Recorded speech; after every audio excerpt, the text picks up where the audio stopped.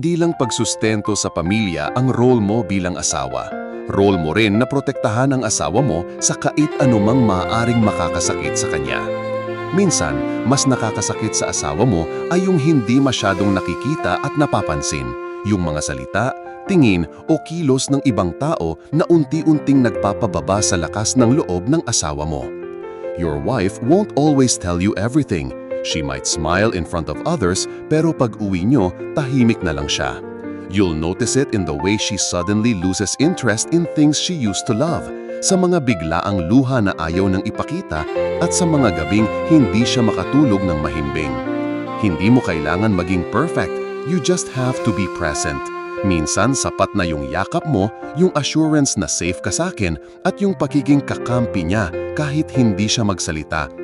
Be her safe space. Be the one who protects her not just from harm but also from the silent wounds that no one else sees. Kasi sa totoo lang, minsan ang pinakamasakit ay yung sakit na hindi niya mailabas. At kung hindi mo siya maprotektahan doon, sino pa?